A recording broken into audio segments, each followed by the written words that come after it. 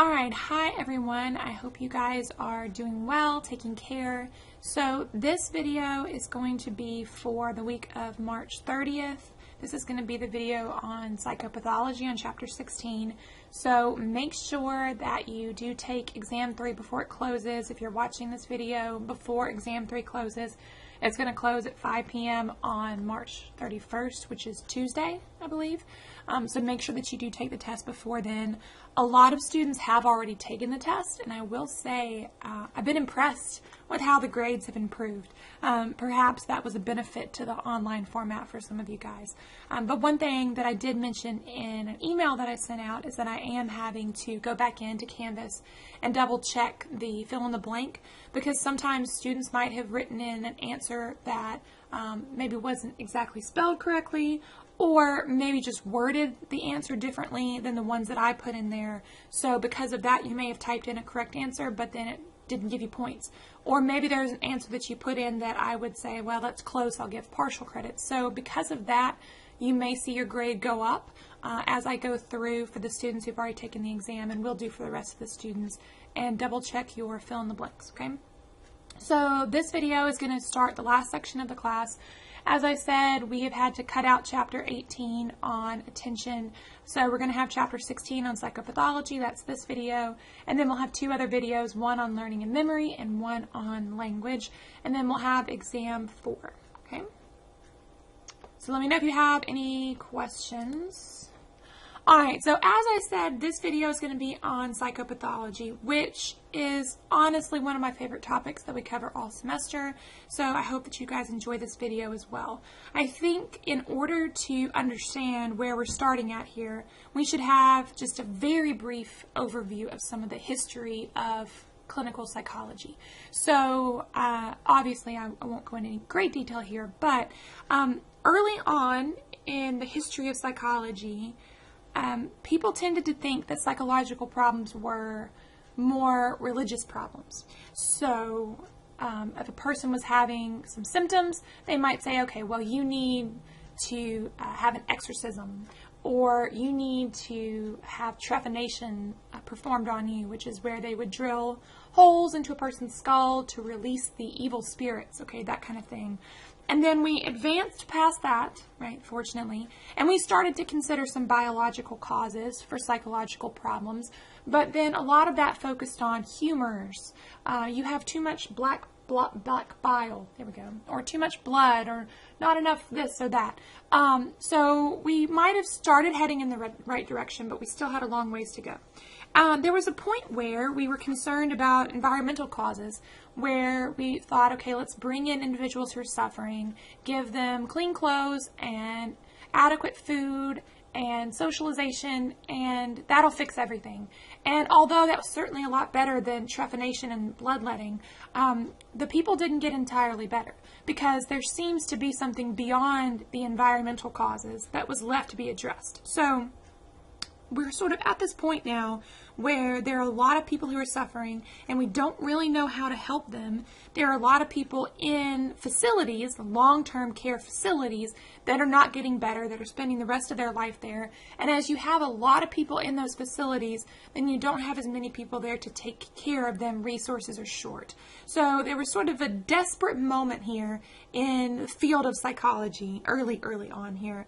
And yeah, the answer, the hope at least, not necessarily the answer, but the hope of the answer came from an unlikely source: syphilis. Yes, I said that. You heard me correctly. Syphilis.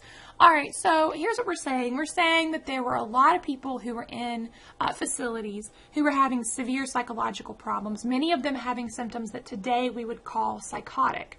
More on psychotic disorders coming up in a second.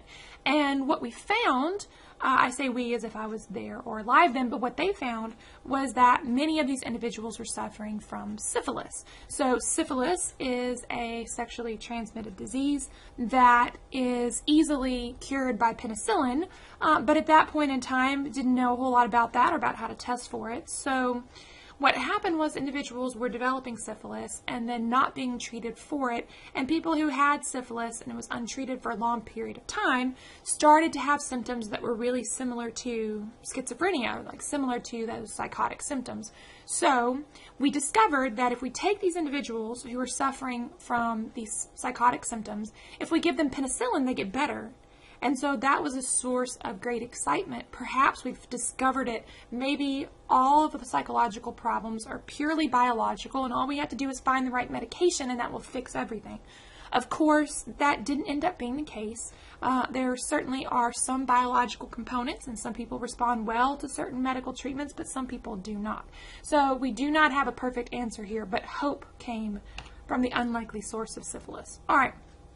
Now, as we are going through talking about this lecture today, we need to have a little bit of an understanding of epidemiology here, which seems, once again, slightly ironic that I'm talking about this in the middle of our coronavirus situation. I hope you guys are trying to avoid, social media, or at least somewhat avoiding the news, at least somewhat. Certainly there's some anxiety and some stress that can come along with maybe being overly educated in everything that's going on. Take care, take a nap, wash your hands, that kind of thing. So what we're talking about here, epidemiology, is going to study patterns of disease in a population, and specifically for this class, we're going to be interested in biological causes of psychological disorders. So this is a source of frustration to me, and I would imagine to most people who teach psychology classes, or classes that are related to clinical psychology anyway, that the numbers are different for different textbooks. Now, perhaps you can understand why that might be. Different textbooks look at different studies, they use different samples, they come up with different results. Maybe they have different criteria about what exactly they're looking for. But because of that, I have taught several different classes that touched on this subject and seen several different numbers. This particular textbook talks about 1/3 of the U.S. population having symptoms of a psychiatric disorder at some point. I have seen higher numbers in other textbooks. So I'm not going to have you specifically know that number, because that number may or may not be completely accurate, because different textbooks have different numbers. The idea is a lot. A lot of people are suffering from psychiatric disorders. Now, your textbook focuses primarily on schizophrenia, with some handling of mood disorders, and then just a little bit of time spent on anxiety disorders. And those are the only ones that are covered in this class.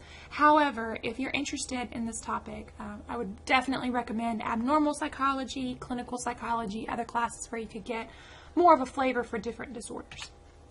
Now, if you look at this, once again, different numbers, different places. On the previous slide, it said around 1/3 of individuals have some type of diagnosis, and here it says about 4%. Couple of things on that. One, we're talking about 4% of people at the particular time that this study, like at the moment, which kind of changes. People might have symptoms and they go away, or people don't have symptoms right now and they come back later. But also, this is about serious mental illness. This is like severe cases. So we're saying there's about 4% of individuals who are at the moment having severe symptoms of mental illness. Of course, we could debate what exactly makes something severe and who gets to decide what is severe and what's not severe, but that's a whole nother conversation. Plus, I really can't debate with my computer screen. I miss you guys. Hope you're doing well. All right, so other things to look at here, though. Women were slightly more likely than men to have a serious mental illness. Probably this is accounted for by depression. That's going to come up in your activity for this week, which some of you have already worked ahead on and completed, but thoughts about why women are more likely to be diagnosed with depression. Here, if you look at different ages, you're going to see that younger individuals tend to be more likely to have psychological problems. So actually, as people get older, they tend to mellow out some. So symptoms of depression in particular seem to get better as individuals get older. So something to look forward to there. As far as race is concerned, you'll see that psychological problems are found amongst all races. One thing that I think stands out here is that individuals who are biracial are having higher rates of psychological disorders. And this could potentially be a result of things like discrimination, stereotypes, problems in the environment that could potentially be causing that. All right, so as I said, your textbook's going to focus primarily on schizophrenia. To be honest, the reason it does that, I think, is that we have a lot of very strong evidence to suggest that schizophrenia is biological, and there are some psychological disorders that we don't have as much biological evidence. And of course, this is biological psychology, so schizophrenia is a focus here. Now, when we're talking about schizophrenia, the estimate is that it impacts about 1% of the population, so about 1 in 100 individuals. The key symptom is thought to be dissociative thinking. The general idea of that is that it's very difficult to have a conversation with the person who has schizophrenia, at least if that person is having symptoms at the moment, they're having a psychotic episode. When you hear the word psychotic, it just means that a person has sort of separated from reality. And so when a person is having psychotic symptoms, and schizophrenia would be considered a psychotic disorder, it's very difficult to follow their train of thought. And so that's something that we see in almost everyone who has schizophrenia. But there are other symptoms that could vary from person to person. You're going to see this on, I think it's the next slide that has a graph with this. But you're going to have some positive symptoms and some negative symptoms that can include things like auditory hallucinations, delusions, changes in emotions. You'll see that hallucinations and delusions are considered positive symptoms. Changes in emotion are typically negative. Now, when I say positive symptoms and negative symptoms, I don't mean good and bad. Think about positive and negative here as like plus or minus. So for positive symptoms, these are things that are there that we would not expect to be there. Versus with negative symptoms, that's where you're lacking something that we would normally see. So for positive symptoms, we're seeing something that most people don't have. And you have that disorganized thought that can lead to or could be caused by, there's a correlation between that and bizarre behaviors. So an individual comes into your clinic, you're a clinical psychologist, and their conversation is very hard to follow and their behavior is very erratic. You might wonder, is this person having a psychotic episode? It could also be a person having a manic episode. We'll talk about bipolar disorder coming up. Could be a substance, could be other things as well, but schizophrenia is an option to consider here. Other things that we can see, hallucinations refer to having a sensory experience when there's not something in the environment to cause that. So the most common type of hallucination is an auditory hallucination, where you're hearing something that's not actually there. So this is often characterized as like hearing voices. And as I said, the auditory hallucinations would be the most common ones. Hollywood doesn't always do a great job of portraying mental illness, as I'm sure you've noticed. And a lot of like Hollywood portrayals of schizophrenia have a lot of visual hallucinations. It is possible for a person to have visual hallucinations, but auditory hallucinations are much more common. But you can also have tactile hallucinations, like it feels like something's crawling on you, that kind of thing. Delusions would refer to thoughts that are so far from reality that they would be considered delusional. Maybe people have some thoughts that you're like, well, I'm not sure if that's accurate, but I could at least see how a person could believe that. But thoughts that have no basis in reality would be considered delusions here. Once again, this could be subjective as far as what one person thinks is delusional versus another person does not. Okay. And then negative symptoms, you have symptoms that a person's lacking something that you would normally see, which is often kind of broken down into emotions versus motivation. So individuals who have schizophrenia often are not interested in being around other people. They don't tend to show a lot of expression, a lot of emotions.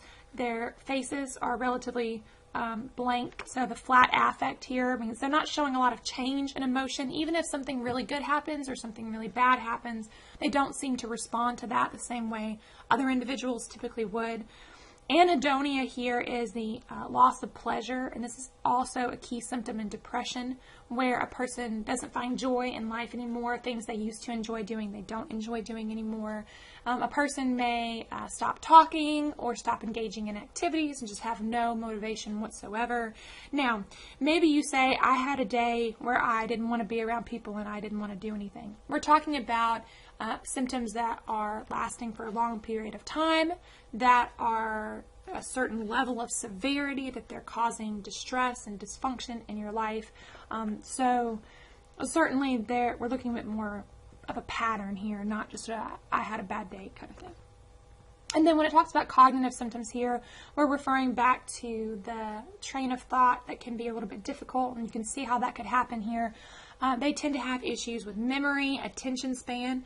You can imagine that if someone is having hallucinations, it would be very difficult for them to pay attention to like what's actually in the environment. Difficulty making plans, making decisions. You tend to see these things. Also, abnormal movement patterns.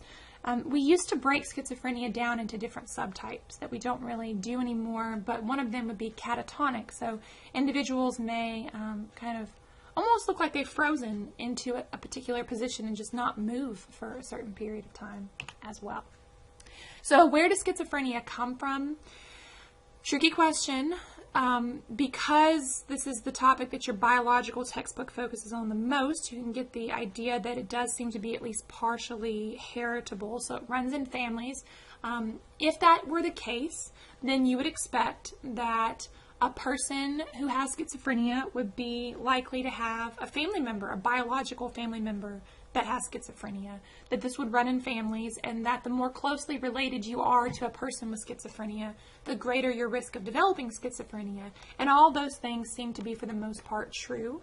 Now, when it talks about twin studies here and adoptive studies, there we go. First of all, with adoptive studies, we're talking about situations where we have an individual who is not spending time around their biological family, they're adopted, and then we look at their symptoms later, and this person has schizophrenia, and they were raised by an adoptive family. Does schizophrenia run in their adoptive family or in their biological family? Because if schizophrenia ran in their adoptive family, we'd say, well, that's environmental. You're modeling it. You saw them having those symptoms, so now you're having these symptoms. But if we look at individuals who have biological family that has this history, even if they've never met their biological family, that says it's probably genetic. What we do find is that even if this individual has never met their biological family, they're more likely to be more similar to their biological family when it comes to psychological problems, schizophrenia in particular. So it seems like there's certainly a large biological component. We can kind of follow this up with twin studies. So when it talks about monozygotic or dizygotic twins, with monozygotic or identical twins, you have one egg, one sperm that splits into two. And so you have twins that are essentially genetically the same. Versus dizygotic twins, where you have two eggs, two sperm, they're in the womb at the same time, your womb mates, right? But they, because they came from two different eggs, two different sperm, they're not more genetically alike than any other sibling pair. So they are the same age, the same birthday, maybe had the same birthday parties, were in the same grades at school, maybe had the same friends. So there's a lot of environmental overlap, more so than a typical sibling pair. But biologically, they're no more similar than any other biological brother and sister, or sisters, brothers, etc. So what we found then is that there is definitely an increased risk for identical twins versus fraternal twins. Okay, to understand the terminology that's used here, it talks about concordant versus discordant. So if we're studying a pair of twins, if they both have the same status when it comes to schizophrenia, you would say they are concordant, right? So one twin has schizophrenia, the other twin has schizophrenia. But if they have different outcomes, you say, okay, one twin has schizophrenia, the other twin does not have schizophrenia. That would be called discordant. Okay, so these are the terms they're using when they're doing this research. And what they found is that for identical twins, the concordance rate is 50%. So if an individual has an identical twin that develops schizophrenia, there's a 50% chance that they will develop schizophrenia. Now, on the one hand, that's a huge increase in risk. The general population has a 1% chance of developing schizophrenia. And now we're saying you have a 50% chance. But on the other hand, if you and your twin have the same DNA, and there's only a 50% chance, that tells us that there's something outside of genetics as well. Otherwise, all identical twins would be concordant. They'd have the same status, that either both have it or neither of them would have it. Now, if you look at some of the research that's been done on families who have members of schizophrenia, the general idea I want you to get from this is that as you get closer genetically to your to the person in your family that has schizophrenia, that increases your risk. So if you look here, if you don't have anyone in your family that has schizophrenia, you have a 1% chance of developing schizophrenia. If you marry someone who has schizophrenia, you have a 1% chance of getting schizophrenia, which I think is interesting because even though you're not biologically related to your spouse, you are still probably under a great deal of stress when your spouse goes through this, but still it's not increasing your risk, okay? But then as you have family members that become increasingly close to you who are developing symptoms of schizophrenia, excuse me, hang on a sec, that increases your risk of developing schizophrenia as well.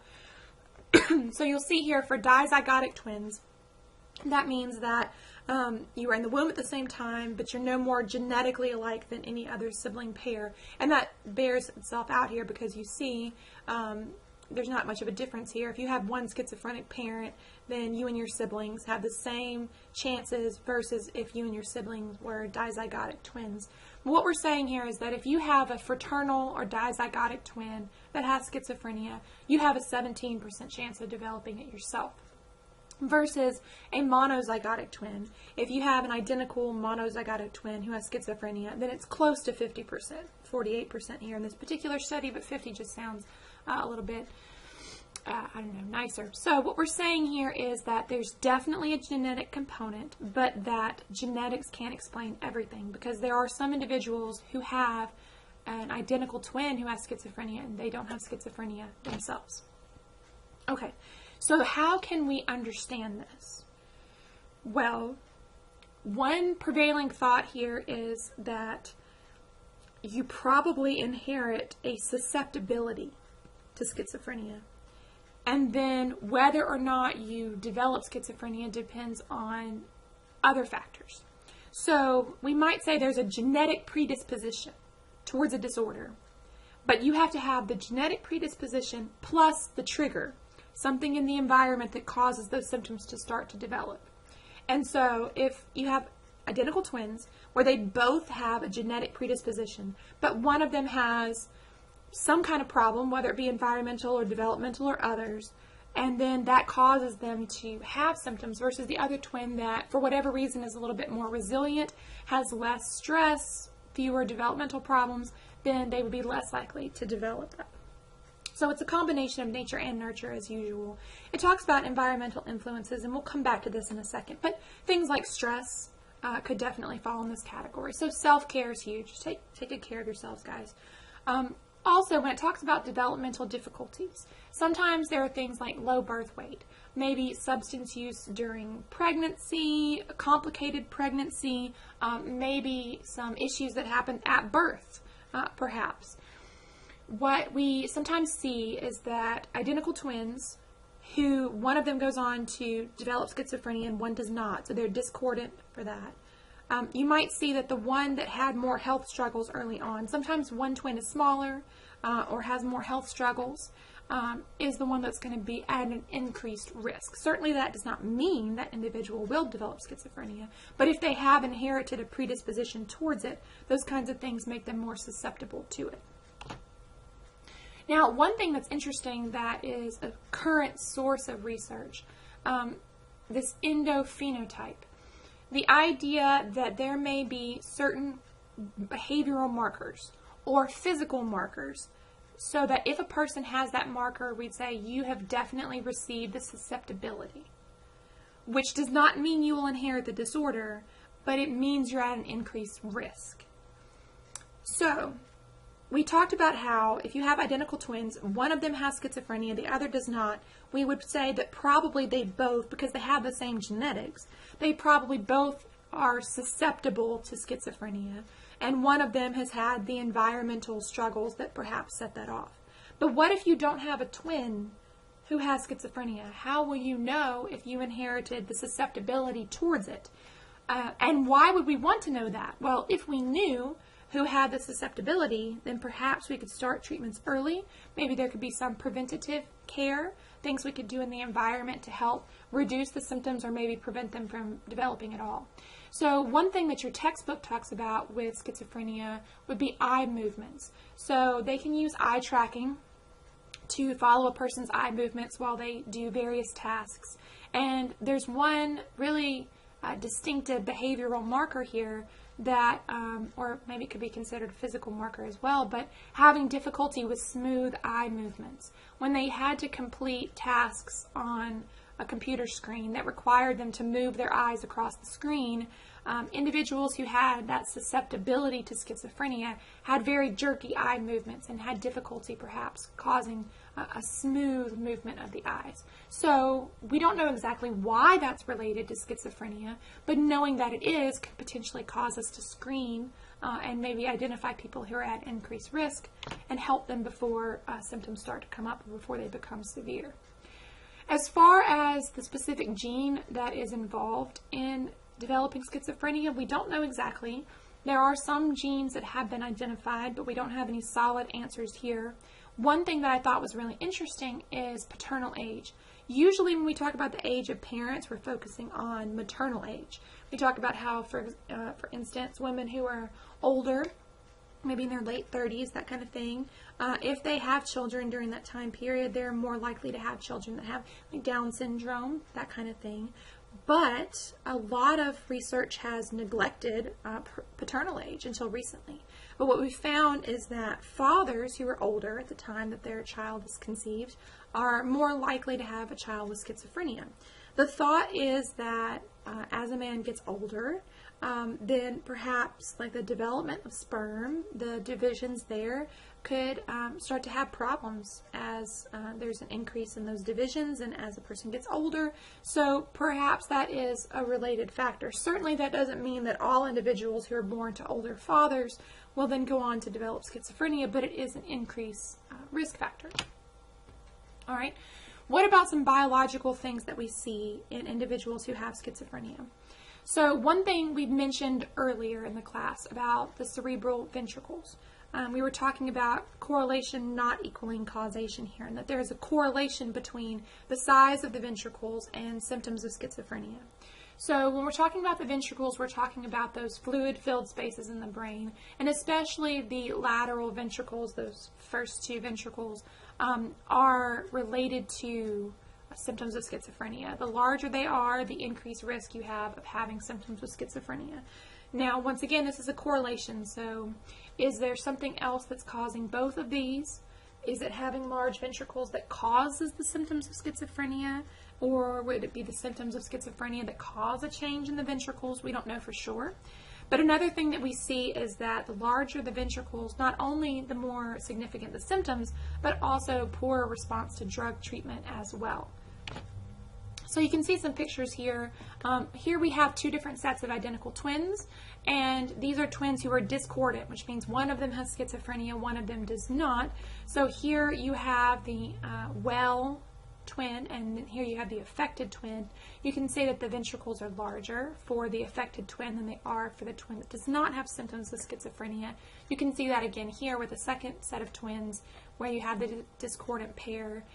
So this individual has a 50% chance of having schizophrenia because they have an identical twin that has schizophrenia, but this person has not developed schizophrenia.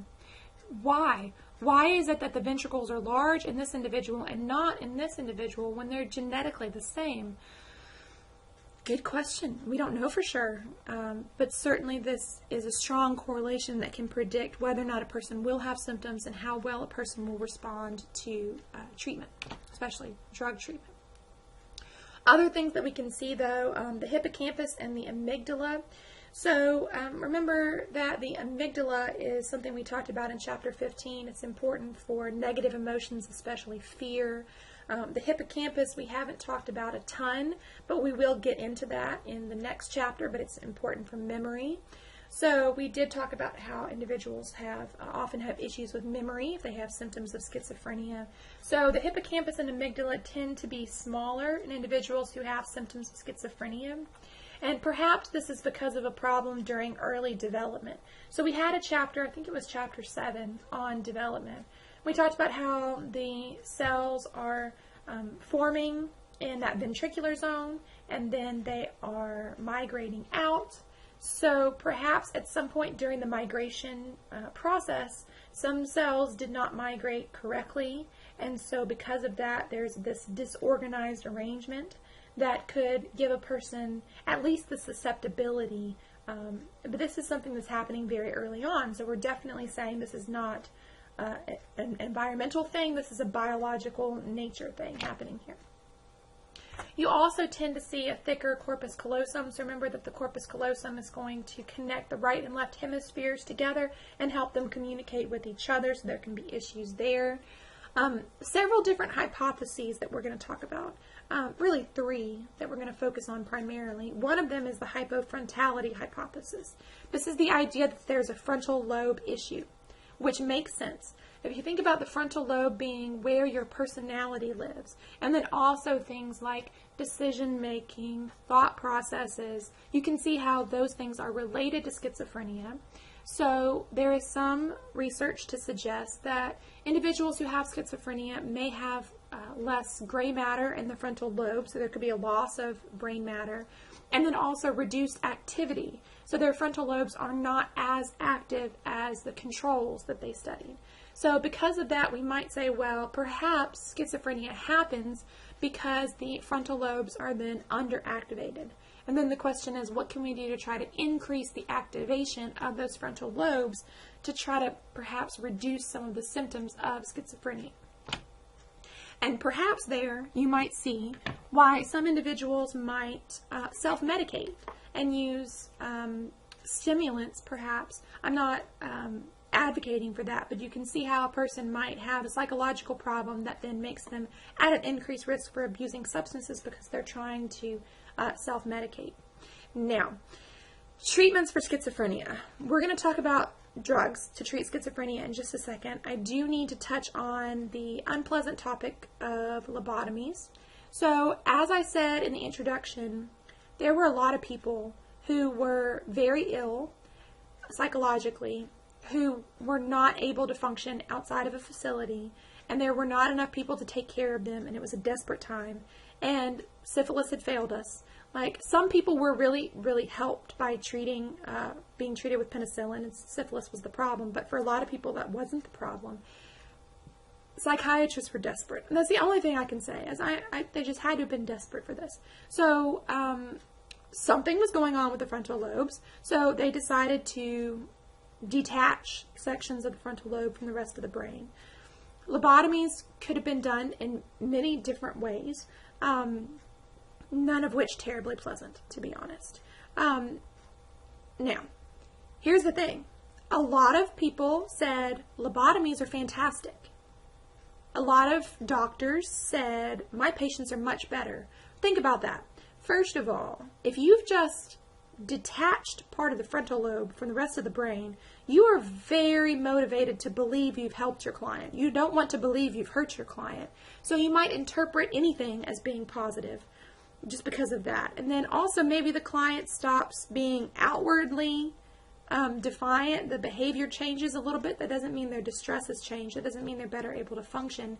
But perhaps people might have thought of that as being helpful. Lobotomies were traditionally associated with schizophrenia, but they were performed for a wide number of disorders, including OCD. So I take this particular section very personally.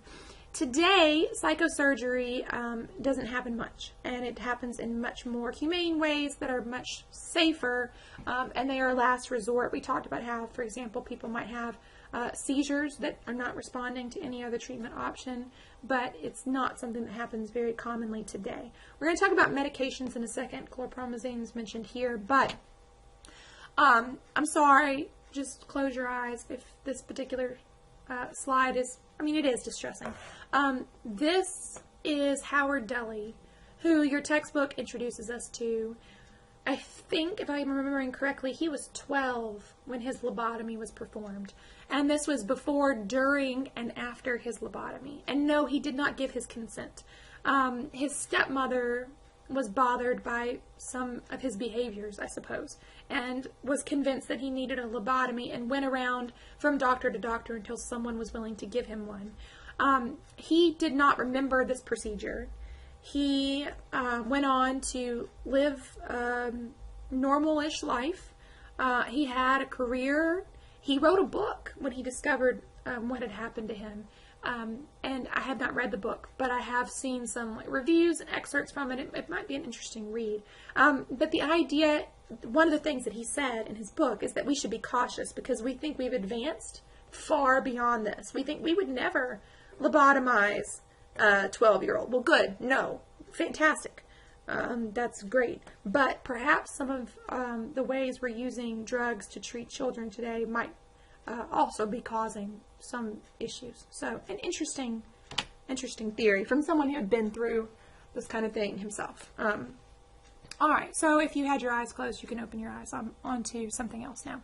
So if lobotomies were by and large not helpful and certainly a huge risk, a lot of danger associated there, what were some better options for treating schizophrenia? Well, when they first started to develop antipsychotic drugs, they were a game changer because people were now able to function, maybe able to leave facilities.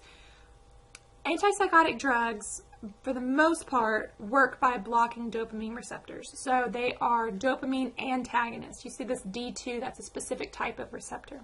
So what's happening here is that we are blocking the receptors so that dopamine cannot bind and do its work.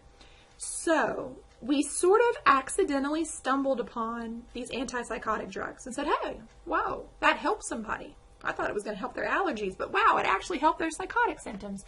Let's try to study that then, which is not really a great way to do research, but that's the way things happen sometimes. Because of the fact that antipsychotic drugs worked, we developed the dopamine hypothesis, which is probably the best known hypothesis associated with schizophrenia, that individuals have excessive dopamine, and that's what's happening, that's what's causing the symptoms of psychosis. And there's a lot of evidence for that. Remember that we should think about schizophrenia and Parkinson's as a dopamine spectrum. The idea, at least, is that a person who has schizophrenia will have too much dopamine, and a person who has Parkinson's does not have enough dopamine. So, if we take an individual who has Parkinson's, and we give them L-DOPA, the precursor to dopamine, and that might help some with their symptoms, that will increase their level of dopamine. What if we increase their level of dopamine too much? They start to have symptoms of schizophrenia, perhaps. So we can use Parkinson's treatments as support because a treatment that increases dopamine also increases the likelihood of psychotic symptoms. And we can use antipsychotic drugs as support, at least some of them, more on that coming up. Because if we take someone who has psychotic symptoms and we block their dopamine receptors, the symptoms tend to get better. So all of this so far is pointing to the dopamine hypothesis making sense. Okay? Additional evidence for the dopamine hypothesis. Amphetamines and a variety of other drugs as well, stimulants tend to increase the effect of dopamine, right? But amphetamines in particular have been studied. And what we find is that if an individual takes a large dose of an amphetamine, they can have symptoms that are very similar to schizophrenia. It's like we're inducing psychosis, a psychotic episode, by using amphetamines. And we know that amphetamines are going to increase the activity of dopamine. So far, all of this is making sense. If we decrease dopamine, we decrease symptoms of schizophrenia. If we increase dopamine, we increase symptoms of schizophrenia. Bear in mind, though, this is perhaps a correlation. Bearing that in mind, okay? Now, typical antipsychotics, also called first-generation antipsychotics, were the first drugs that were developed to treat schizophrenia. And you'll see this term in here somewhere, but neuroleptics is another term that can be used for antipsychotics as well. But with typical first generation, they were exclusively dopamine antagonists. For the most part here, we're just blocking the effect of dopamine. And we found that they tended to be helpful, especially with positive symptoms. So remember, positive symptoms are things like hallucinations and delusions, that kind of thing. They tended to get better. we didn't tend to see a whole lot of improvement in the negative symptoms. So lack of facial expression, lack of emotion, lack of motivation, that kind of thing maybe didn't get better. But at least we've reduced some of the symptoms anyway, okay? It talks about some examples. We talked about chlorpromazine a second ago, haloperidol also in this category here. Now, that's fantastic. Helped a lot of people. However, there are concerns that the typical antipsychotics had side effects. Not to say that the second generation atypical don't have side effects. We'll talk about them in a second. But the typical antipsychotics were especially nasty with movement-related symptoms here. So remember that we're thinking about Parkinson's and schizophrenia on a spectrum, and that if a person has schizophrenia, you say, okay, you've got too much dopamine. We need to treat you with a drug that blocks the effects of dopamine. But if you decrease dopamine too much, you're drifting towards Parkinson's. And you can create some movement-related issues that are similar to Parkinson's that in some individuals did not get better when they stopped taking the medication. Okay? So we needed to come up with new drugs that were safer. Also, problems with the dopamine hypothesis, because the dopamine hypothesis is just that, a hypothesis. It has some evidence for it, some evidence against it. One thing is that drugs like typical antipsychotics, first-generation antipsychotics, block receptors really quickly, but it takes a while for the symptoms to get better. If it was really just a matter of blocking your dopamine receptors, then you should start to have a reduction in symptoms as soon as those receptors are blocked, but that's not the case. Also, some people do not get better. Some people who have schizophrenia continue to have symptoms even if they're taking a dopamine antagonist. So we're not saying that we have 100% confirmed that the dopamine hypothesis is correct. We're saying that there's definitely a correlation, okay? As I said a second ago, and here it is on the slide for you, there can be some long-term symptoms. Dyskinesia is what I was talking about a second ago, issues with voluntary movement. So we can start decreasing dopamine too much and moving towards Parkinson's and start having some symptoms that are similar to Parkinson's where a person has issues with voluntary movement. So it talks here about tardive dyskinesia. These symptoms can continue after the individual stops taking the medication. So there's definitely a risk here. This is especially associated with those first drugs, the typical antipsychotics or first-generation antipsychotics. Tardive dyskinesia is often more related to the face, so mouth, lips, tongue, like smacking, motions can be an issue with speech, that kind of thing. Another thing to be concerned about when it comes to an antipsychotic drug. We talked about drugs earlier. We had a chapter on the chemistry of substance use, and we talked about how there's a change, an increase or decrease in receptors here. So let's think about this. If an individual starts taking a typical antipsychotic that blocks the effects of dopamine, blocks your dopamine receptors, your body can't stop you from doing that. But your body will say, I can't get the effect I used to get from dopamine.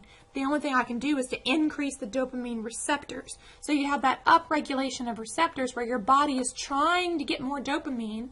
So then if you stop taking the drug, that can cause the symptoms to be worse than they were originally because now you have more receptors than you did originally. So this can cause psychotic symptoms just from decreasing the dose that you're taking because your body has developed tolerance here and has upregulated your receptors. So because of all of that, we needed new options. And so we have the atypical or second generation antipsychotics. I want to be cautious here. It successfully treats schizophrenia in it as much as anything successfully treats schizophrenia. It is thought to help with positive symptoms and maybe also some with negative symptoms. Maybe. That's the hope anyway. However, it does not necessarily help for everyone, and it is safer than the first generation. The people have less side effects, but it doesn't mean you don't have side effects. There's still a risk of side effects there. One interesting thing about the atypical antipsychotics is that they don't necessarily support the dopamine hypothesis. Many of them do work on dopamine receptors, but not all. And some work on serotonin receptors as well as dopamine receptors. Some of these drugs even increase levels of dopamine, but still are helpful to people who have symptoms of schizophrenia. So that's another bit of evidence against our dopamine hypothesis, or at least to say that our dopamine hypothesis is not complete. There's more to it than just dopamine, because some of these drugs could increase dopamine but still be helpful for people who have schizophrenia. Okay, so that means we need at least one more theory, right? Let's throw out one more here. PCP is a psychotomimetic. Love that. We're mimicking psychotic symptoms here. So PCP, or angel dust, is a drug that produces symptoms of schizophrenia. We talked about how other drugs can do this earlier, amphetamines, etc. But here we're producing positive and negative symptoms, so having something very similar to a psychotic episode. So then we might say, okay, whatever happens when a person uses PCP, maybe that's happening in a person who's not using substances but is experiencing symptoms of schizophrenia. So then what happens when a person uses PCP? Well, basically, PCP is going to work by blocking the effect of glutamate. So it talks about NMDA receptors here. That's a type of glutamate receptor. So remember earlier we talked about how GABA is our major inhibitory neurotransmitter. It calms the brain down. And glutamate is one of our major excitatory neurotransmitters. And now we're saying that PCP is blocking glutamate, and PCP is causing symptoms that are similar to schizophrenia. Therefore, this leads to the glutamate hypothesis. The idea that schizophrenia could be caused by an underactivation of glutamate receptors. So, the dopamine hypothesis says we have too much dopamine. The hypofrontality hypothesis says the frontal lobe is not activated as much, or it doesn't have as much brain matter. The glutamate hypothesis says we need more glutamate. We've got an underactivation of glutamate. And this is also supported by other substances like ketamine that do something similar to PCP and still produce symptoms that are similar to schizophrenia. So perhaps all of these things are related to each other. There's been some research to suggest that an increase in dopamine is associated with a decrease in glutamate. So perhaps these things could all be combined together in some way. Now, this does not necessarily lead us to a helpful treatment option, though. If glutamate is an excitatory neurotransmitter, and we're saying that glutamate is being underactivated, if you give someone something to increase the activation of glutamate, you cause too much activity in the brain, you can cause a person to have seizures. So this is not something we've necessarily figured out how to use as a treatment option, but I'm sure people are working on that. Okay, in addition to biological things, also environmental risks. We do tend to see that people may be more likely to develop symptoms of schizophrenia during a very stressful period. So it does tend to happen more in that college age time range, because it's a hard time, right? You guys feel that. Also, you're going to see city life in a second, so I'll save that. Low birth weight, we sort of talked about that earlier. Prenatal exposure to influenza. So there is an interesting correlation here that individuals who are born in the winter are more likely to have symptoms of schizophrenia than individuals who are born at other times.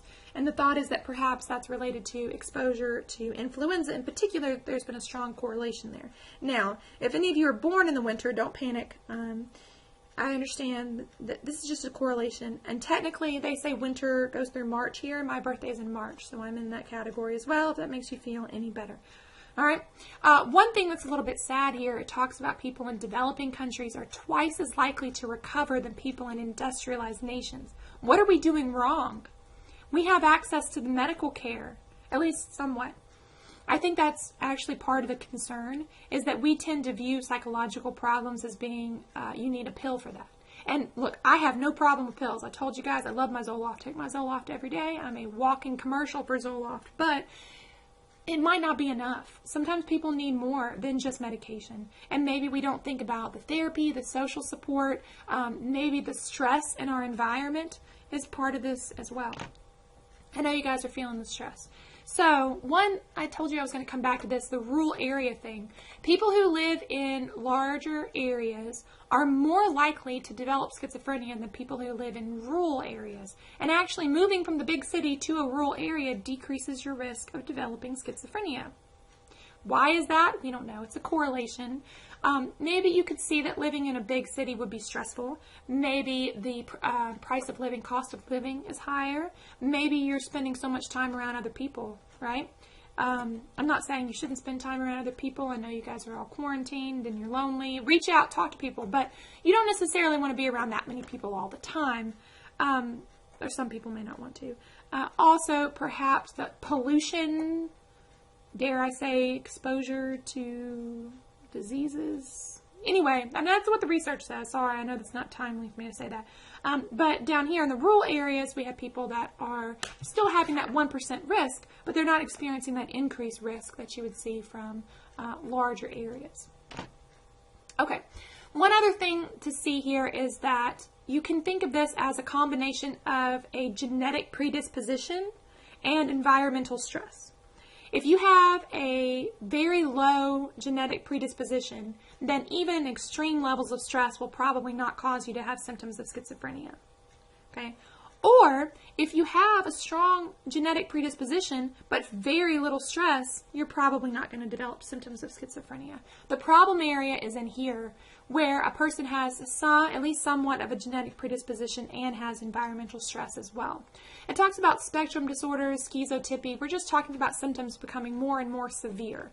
This is from the people who might have some odd ways of thinking, perhaps, but maybe not something we'd flat out call delusional, that kind of thing, versus people who just had that personality, versus people who have clearly psychotic symptoms. It's a combination of the environment and a genetic predisposition. All right. Let me know if you have any questions about any of this. Moving on from schizophrenia, bipolar disorder is probably, I would say, one of the other ones, in addition to schizophrenia, that is highly genetic. Research has suggested it tends to be highly genetic, and therefore you often have to have a mood stabilizer, medication in place in addition to other treatment options. So a person who has bipolar disorder, we're in the mood disorder category now.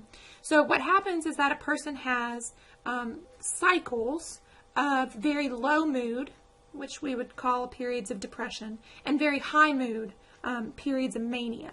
Now, to say very high mood and to classify mania as the opposite of depression sort of makes it sound like a good thing, but think about that. Someone who's having a manic episode may engage in dangerous behaviors. They may spend all their money. They may engage in dangerous sexual behaviors. They may drive way too fast and engage in dangerous things.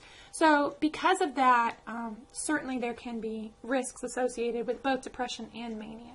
Now, there are differences in the severity of bipolar disorder. Some individuals have symptoms of depression and only have hypomania, so less severe episodes of mania, whereas some people have periods of depression and then full-blown manic episodes as well.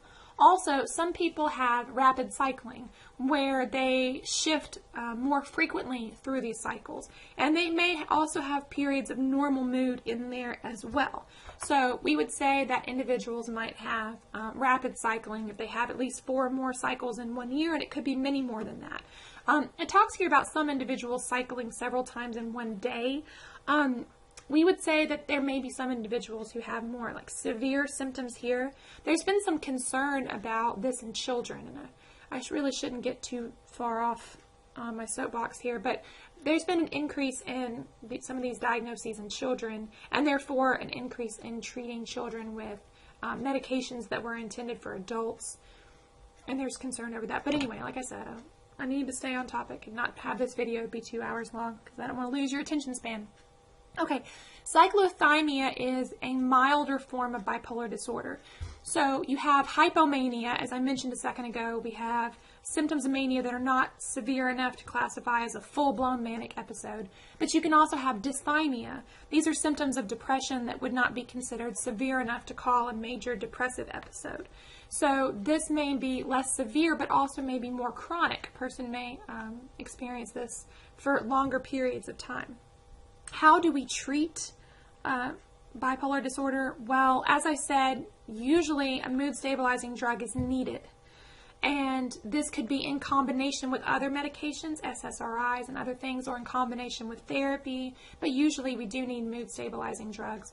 Lithium is one that works really well, but can be potentially dangerous. The therapeutic window here is pretty narrow. So the dose at which we'd be concerned about overdose is a little bit too close to the typical dose for us to be comfortable with here. How does lithium work? We don't know all of it. One thought is that it impacts the circadian clock, so there could be something to do with sleep. Then we do see symptoms. You can think about mania as an increased energy, decreased sleep. That's one of the hallmark symptoms of a manic episode is a person doesn't sleep and they feel okay. You guys may not be sleeping, but you feel like crap when you don't sleep. Well, these people feel really good when they haven't slept. Versus someone who's depressed, maybe tired all the time. So you can see the circadian clock can be an issue here. Also, those neurotrophic factors that can help your cells be more healthy and live longer could also be a target for lithium as well. All right, depression is a situation where we don't have the manic episodes. We have symptoms of depression that may be interspersed with also periods of typical mood as well.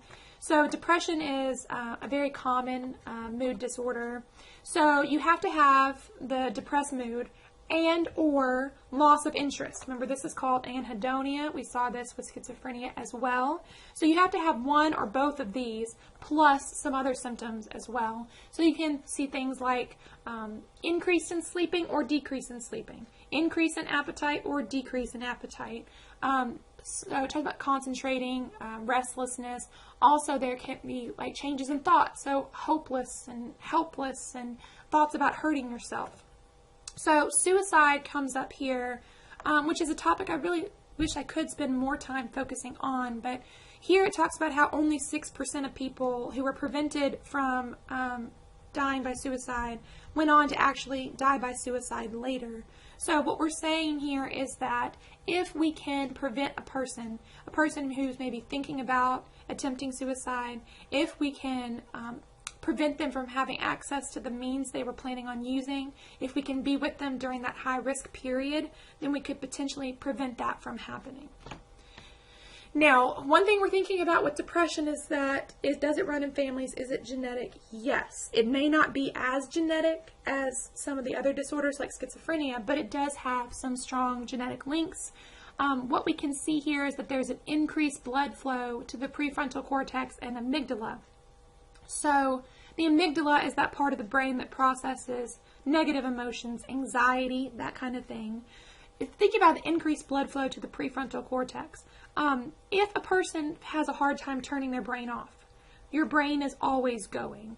That can be something that's associated with depression or with anxiety. Maybe they're thinking very negative thoughts all the time. So we can also see decreased blood flow in certain areas. So other areas of the limbic system, for example, because not all the limbic system is related to negative emotions, positive emotions as well. So when we're talking about with the PET scan, we can see increased or decreased blood flow in certain areas. That does seem to point towards something genetic, something biological going on. How do we treat depression? Well, we're going to go through and talk about some substances. I believe, yes, we'll have this in just a second to talk about. But one thing, electroconvulsive therapy. Electroconvulsive therapy is not the first option you go to. This is shock therapy. So it is still done, though, for a few different disorders, but especially for depression that has not responded to other treatment options. And if you've seen One Flew Over the Cuckoo's Nest or other disorders that depict or other movies that depict psychological disorders and electroconvulsive therapy, it's done in a much more safe way now. But essentially the idea is that a person is put under anesthesia and they trigger a seizure. That's really what's happening. They're triggering a seizure in the brain. And for some reason this is helpful. There are side effects, as you would imagine, that are associated with that, memory loss, etc. But it can be helpful for those who have not responded to other treatments for depression. But would not be the first place we'd look. As far as medications go, I think we've touched on these before. So you'll see these listed here, kind of a summary. Trying to make sure that I'm covering things.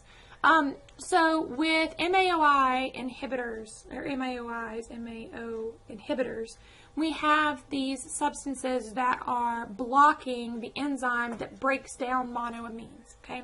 So kind of hearkening back to our substance chapter, our chemical chapter earlier, what's happening is that you have things like serotonin, dopamine, norepinephrine in the brain that are helping you to feel good, and maybe you don't have enough effect of those. So if you block the enzyme that breaks them down, they'll stay in the synapse longer, you'll be able to have more of an effect from them. But there are side effects here. When you start messing around with enzymes, then there are a lot of dietary restrictions, certain foods you can't eat because you don't have those enzymes. So we started looking for other treatment options, and tricyclics came next. Tricyclics work by blocking the reuptake of norepinephrine, serotonin, and dopamine, which is great. And actually, they tend to be really effective. Maybe more effective than SSRIs, but SSRIs tend to have fewer side effects, and so because of that we often start with SSRIs first, where you only block the reuptake of serotonin. So it has a few of them listed here. You guys know Zoloft is my favorite, but other drugs, Celexa, Lexapro, there are other drugs in this category as well. Okay, so these are drugs that are used to treat depression, but then SSRIs are also commonly given for anxiety disorders and maybe other disorders as well. So where does depression come from? Well, we had hypotheses with schizophrenia. We have a hypothesis for depression as well. The monoamine hypothesis suggests that we just don't have enough monoamine activity. So things like serotonin, dopamine, norepinephrine, we need more of these. What evidence do we have to support this? Well, when we give an individual treatments that reduce norepinephrine and serotonin, that can cause symptoms of depression, especially in people who already have a predisposition towards depression. So that tells us that reducing monoamines causes symptoms of depression.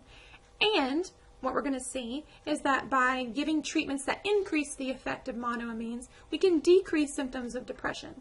One tricky bit here, though, is that placebos and drugs that increase monoamines are usually equally effective, except in the most severely depressed patients who only respond to antidepressants. And the severely depressed patients, just FYI, often have to have therapy in combination with medication to really have the effect. Whereas therapy or medication tends to be equally effective for less severe cases. When we're talking about a placebo here, we're talking about giving someone a treatment that they think has a medication and does not. Your brain is very powerful. And so for some individuals, a placebo alone is enough to cause that individual to feel better. So monoamine hypothesis is not perfect, but it does have some support for it. When we're talking about SSRI use, we talk about SSRIs as being common because they have fewer side effects, but they do still have side effects. Sexual side effects can be common, digestive side effects, that kind of thing, increased sleepiness sometimes. One other thing that we can see is that although we don't really understand why, there's an increased risk of suicide in young people using SSRIs, which means that for anyone, when you first start taking a new medication, you should be cautious. You should be checking in with your doctor, checking in with other people, just keeping track because you do have an increased risk. Of course, that puts us in a bad position because then we're asking the question, do we give someone who has symptoms of depression, who might already be at an increased risk of self-harm, a drug that might then increase their risk even more? But then perhaps this could decrease symptoms of depression. So it's complicated. Also, synergy with other drugs. So using drugs that work in a similar way together causes a synergistic effect that strongly increases the results. So if you're using multiple substances that are increasing serotonin at the same time, that can cause serotonin syndrome, which in severe cases can lead to death, and in less severe cases makes you feel awful. So this is why you should make sure you're telling your doctor about all substances, over-the-counter, illicit, whatever that you're using, to make sure you're not causing these symptoms. We talked a little bit about electroconvulsive therapy. I won't go into any great detail here, but deep brain stimulation, stimulating certain areas of the brain, can cause some decrease in depression. Cognitive behavioral therapy is a fantastic option, but it's not this class. But I think a lot of your other psychology classes will cover this. But if you have other questions, let me know. Try to change the way you think and the way you behave and how that can change the way you feel as well. One other thing to bear in mind is that sometimes there are biological disorders that are considered more like medical disorders that can cause psychological disorders. For example, Cushing's syndrome. A person may have a tumor or something of that nature that causes these adrenal glucocorticoids to be at a very high level. So, for example, cortisol. We talked in chapter 15 about how cortisol is released during periods of stress to help you respond to stressful situations. But a long-term stress on your body is not good for you. And we went through all that in chapter 15. Well, what we're saying here is that this person might have high levels of cortisol because of a tumor or some other issue that then can be associated with depression, could even potentially cause depression. So you want to check in on the possibility of other diagnoses, maybe even like thyroid problems can cause symptoms that look like depression as well. There are a lot of more medical disorders to consider. One thing here, your activity 10, which remember you do get 2 drop grades for activities. So once you have 10 activities, you don't have to do the other 2. But if you've been missing activities, then, continue to do them. But make sure you get at least 10 that you get credit for. I'm going to drop your 2 lowest. Activity 10 is going to ask, why might women be more likely than men to be diagnosed with depression? Many of you have already responded, had some really great thoughts here. One thing to think about is that women are more likely to be diagnosed. That could mean that women truly do have depression more. And you could talk about why. Or it could be that men are less likely to seek help. And so perhaps the numbers are actually much more similar, but we don't know that because men are not being accurately reflected in the numbers because they're not seeking out help or not being taken seriously when they do seek out help, right? Now, why is it that women are more likely to be diagnosed than males? Well, that's what I want you to think about for your activity. But a couple of thoughts here, okay? It could be hormonal.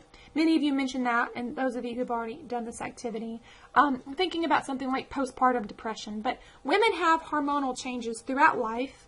You can think about, like the beginning of puberty through menopause, every month having a change in hormones. But then also women during pregnancy and after pregnancy, there are major hormonal changes. You can see postpartum depression there. Also, women might be a little bit more likely to be in stressful environmental situations, could be causing sleep issues as well. So something to bear in mind as you're thinking about that. We do tend to see that sleep is strongly correlated with depression.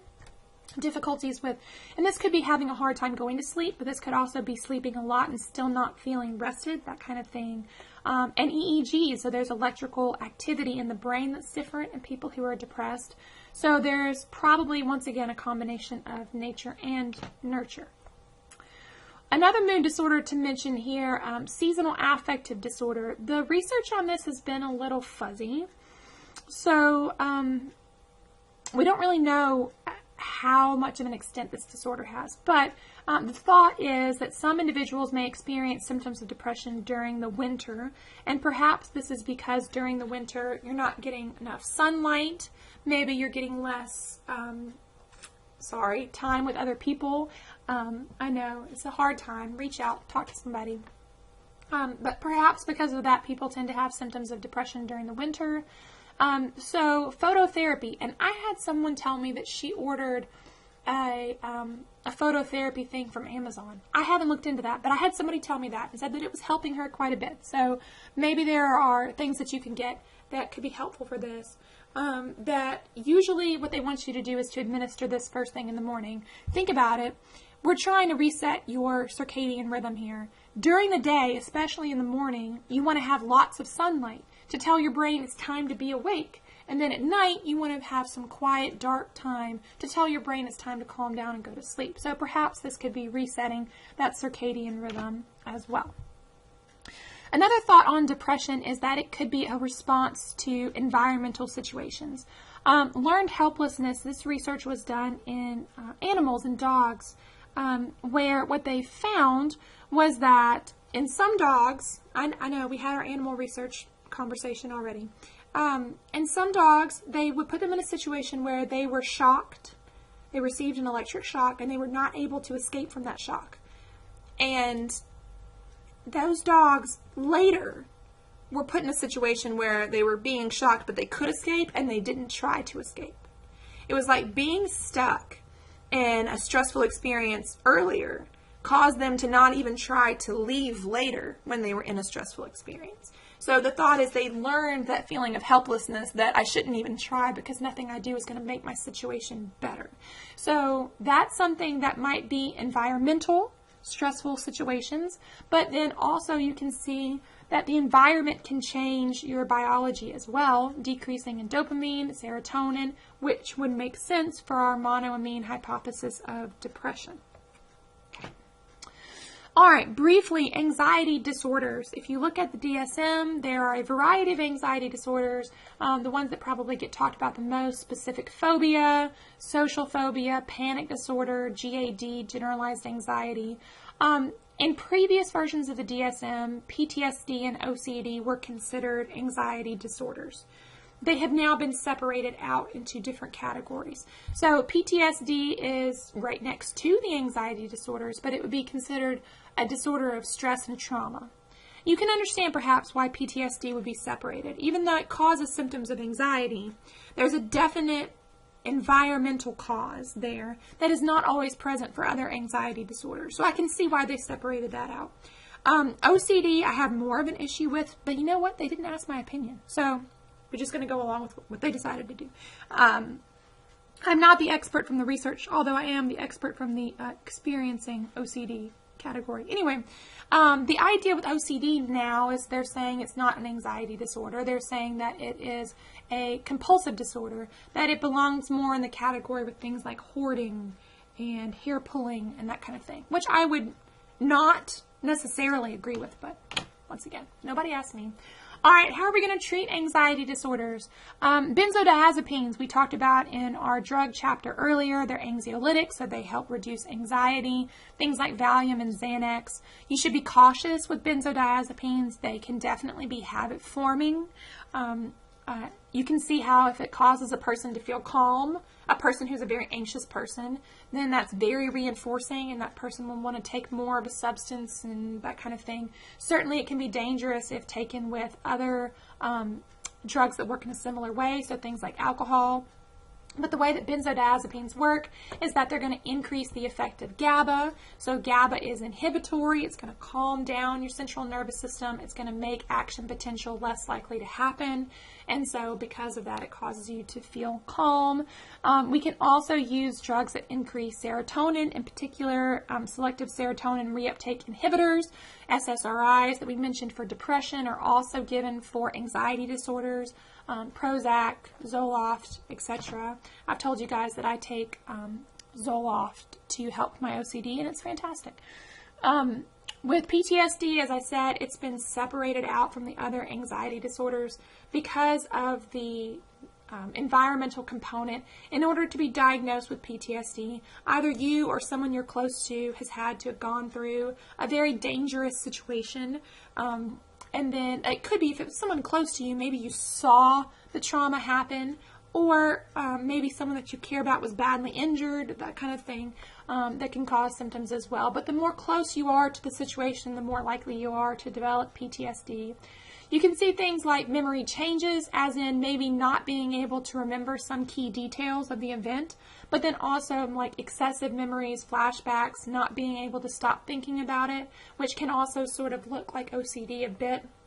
You can see things like nightmares, avoidance of anything that reminds the individual of the trauma. I believe we still have this. I think I kept this in the memory chapter where I talked about treatments for PTSD. I'm pretty sure I did. So I think we're going to talk more in the next chapter about some really interesting treatments for PTSD. One thing that we've seen is that PTSD victims have decreased volume in the right hippocampus. What we're saying is that these individuals may already have a predisposition towards PTSD. Some people go through a traumatic situation and they don't develop symptoms of PTSD. So perhaps there are some people who have a genetic predisposition, but even if they have that genetic predisposition, they won't develop the symptoms unless they have the traumatic situation. So we're saying that maybe there's a genetic predisposition here that's causing them, when they're experiencing the trauma, to have the difficulty with these symptoms. Obviously, PTSD is closely related to fear conditioning. So a person can become afraid of anything that they associate with that situation. So this could be loud noises, it could be certain smells, it could be the place in which the traumatic situation took place. All of this is happening with the amygdala, right? Okay. So one of the issues with PTSD, and we will talk more, I believe, in the next chapter about how to treat PTSD, it may be that they're having sort of that obsessive remembering of the event, and they're not able to sort of forget it and put it behind them, which is a very challenging thing to do, but would be the goal of treatment, not necessarily to forget it, but to be at peace with it and to not feel like you have to continue to revisit it here.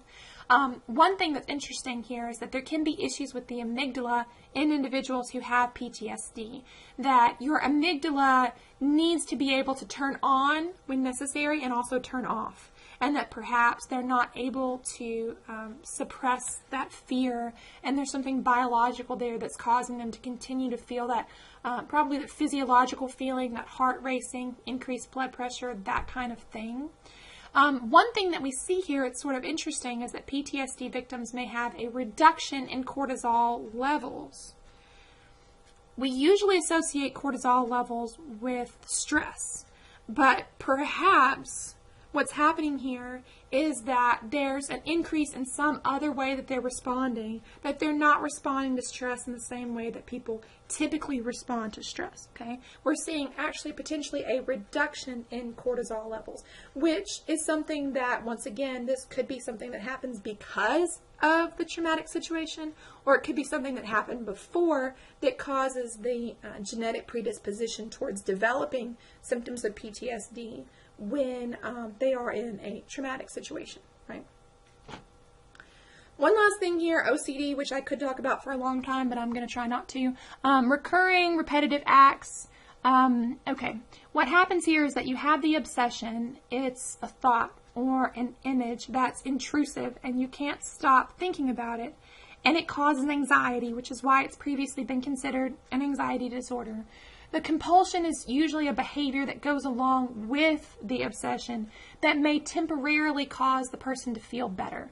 The stereotypical thing here is the hand washing, which you should be washing your hands, especially now. Now's the time to wash your hands. But a person may feel anxiety about germs, so they may engage in the compulsion of washing their hands. And that causes them to feel better for a little while, but then the obsession comes back. And then they feel like they need to wash their hands longer and more intensely. And if this goes on, you can be washing your hands for hours a day. You can be hurting yourself, causing problems here. No, this is not the type of OCD that I have. But, and I won't go into any great detail about the OCD that I have. It's certainly not on YouTube. But this is one of the more stereotypical examples of OCD.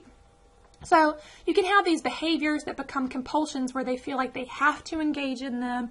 There's a great distress if someone interrupts your compulsions, that kind of thing. The thoughts become obsessions.